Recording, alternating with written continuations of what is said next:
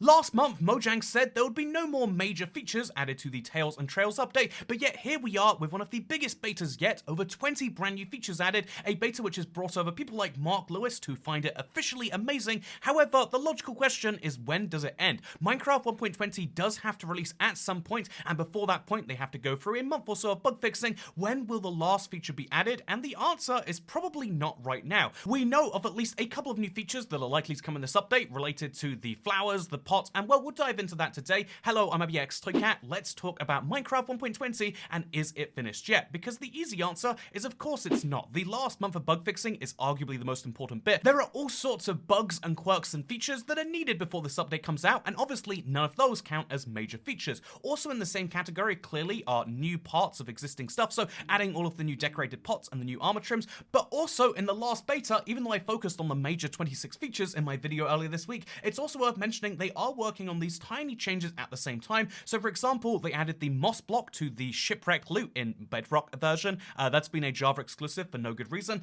They added the marketplace wish list, as well as a bunch of bug fixes to do with crouching, and they're working on making 1.5 block crouching a part of this update as well. So all of that stuff is coming at the same time, and to me that is a really good sign that there's so much they want to add in this update and they're just going to have to stop themselves at some point, and that point is probably going to be soon. As we know, Minecraft tries to release their updates in early June, and we're getting quite close to April right now, and so if they want to have a full 2 months of bug fixing, which in reality is more like 6 or 7 weeks because Bedrock updates have to be submitted 2 or 3 weeks before they go out, which means that if they want a full month or 6 weeks of bug fixing, that means they need to be finishing the updates features right about now. You could argue that ultimately they probably are doing that bug fixing behind the scenes right now, and adding a new armor trim is a art department thing, not a coding department thing. The people who specifically make art for the game obviously can't do much bug fixing because their skill is in, like the art and designing things rather than in the programming, whereas the people who program things can also do the bug fixing. Speaking of those new features though, I want to show something amazing because Hydra Kitten asked, Skulk Sensor telegraph anyone,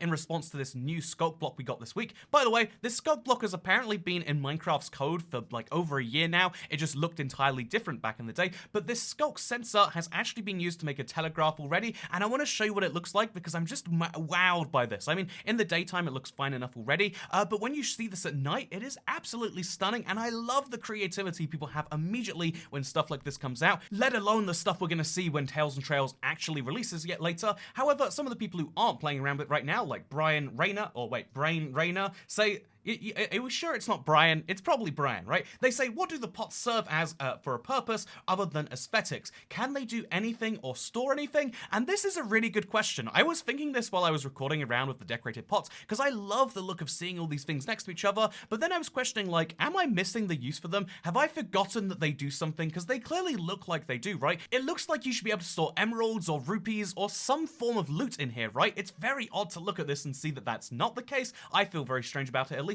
And so I think that on the list of likely features still to come for Tales and Trails before release, I think this is one of those very likely ones, until you realize it's called the decorative pot, and you can't add a use to the decorative pot. And then the other most likely one is the Roger Badgerman berries. We saw these in his leaked tweet that obviously got his image removed, and you can't do a copyright strike unless you own the thing. So either Mojang put this out as a fake, or it was an early development version of a sniffer flower, or there's going to be some brand new flower they're going to be releasing in the next couple of weeks. I'm going to be keeping my eye on that personally, so I'll let you know when we know about this new flower. It's probably one of the last features of Minecraft 1.20, but to move away from 1.20 for a second. Okay, I've got to stop recording Q&A Saturday when I'm about to go to the airport. Let's hope I make it. You'll find out if I don't, I guess. I have to change trains at the airport, which means I have 2 minutes to answer this next question from Pumpkin. It's not even a question. He just says that he doesn't feel like the sniffer egg is a real Minecrafty texture. He thinks these solid lines aren't very great. And honestly, a lot of people have been saying that. When you look at the sniffer egg by itself, it looks very strange, and it's got that classic, this feels like a mod feeling going on. But ultimately, I think the real problem that people have is when they see something that's meant to be a representation of something, and it's a little different to what they're expecting. The straight lines are a little odd, but a lot of people have been complaining about the shape, saying this is ridiculous, it looks like a full block. However, I saw a really cool comparison, which was the free mobs that have eggs. Obviously there's eggs from chickens, but they don't have a block. The free mobs that have eggs that function as a block, and when you see them side by side, you realize actually this looks like a perfect fit for the turtle egg. It looks like a way upsized turtle, and if you look at the sniffer, he's a giant upsized turtle. And so, ultimately, if you look at the three eggs next to each other, I think it's the dragon egg that's the weird one. Sorry, I thought I left my luggage, but it's right here. I don't know how I you know, you have that feeling where you're like, oh god, do I not have something important? And then you tap your pocket and it's there.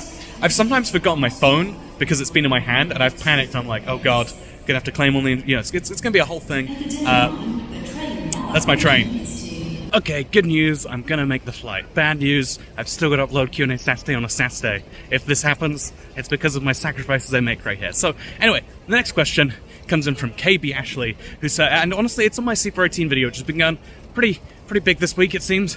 And the comments like, oh no, am I supposed to feel bad for the billion-dollar corporation that has an infinite supply of money? Let C418 own the copyright. And honestly, you know, it's funny because a lot of people make this emotive argument, and I do think it's the valid one on a human-to-human level, that yes, of course you shouldn't care about the billion-dollar company. If we all stop caring about them, they'll be just fine. But we're not talking about caring about, right? We're not talking about like, oh, should I give Microsoft a hug? I think they could really do with it after this whole not being able to get the composer they want business. No, we're not talking about giving them emotional support or sympathy, which is a valuable form of support. We're saying like, okay, why are they doing the things that they're doing? Why is C418 doing the things that he's doing? And ultimately, this is a thing that happens because businesses are not human beings. They are big, you know, like literally, they take away the personhood from a thing. That's the whole point. They limit your liability. But because businesses are not human beings, they don't have human emotions and feelings. And, you know, I don't need to explain that to you. But what I do need to say is that when you come up with this emotion of a human comes into conflict with the rationality of a business, you get into some weird places, because there are lots of things you want, lots of things I want, they're entirely illogical, entirely ridiculous for me to expect. And so I've got to go for security now, I think. Okay, see you in a second. 3 separate people before and after me had their bags pulled aside for having scissors inside of them, and I guess today I learned you can't bring scissors on a plane. You can bring matches, but not scissors. Interesting rules. True Toy Cat fans remember the first class horse though. Let's go. Okay, maybe it's only me that finds this interesting, but they have a post box at the airport. Anyway, I've got to go catch my flight, which is by a major corporation, as in fact not an individual, despite the fact that it's made up of individuals. But I think it's important to know the difference between when you're interacting with the company and the individuals. Doing a financial transaction with the company is to some extent with a faceless, you know, like a body of nothing, but it's also affecting all the people you're dealing with. If you go and yell at the Tesco staff because you think like, oh, you're just a giant faceless corporation, you're still going to ruin their days. And in the same way, I think you should still try and be objective about things, even when you know, like I try to take the side of this is how things really are.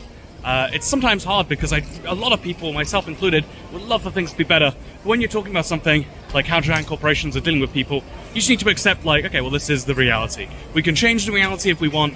We don't have to cry over the reality though. And that's my kind of take there. But speaking of things we should cry over, this next comment comes in from, wait, no, I'll tell you in a second. It says quiet area. I think I just got upgraded to first class. Like the plane I was originally flying didn't have a first class. Oh. Love that.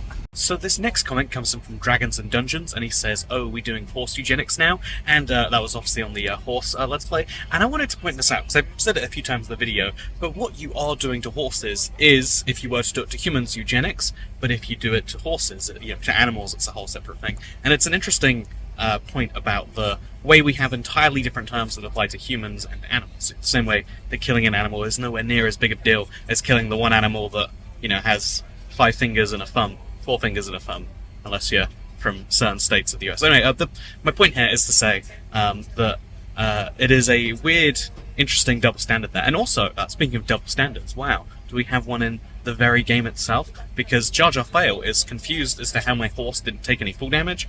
This is something I like to play Spot the Java player. This is one of the weirdest differences, is that on Java, horses take full damage and boats don't.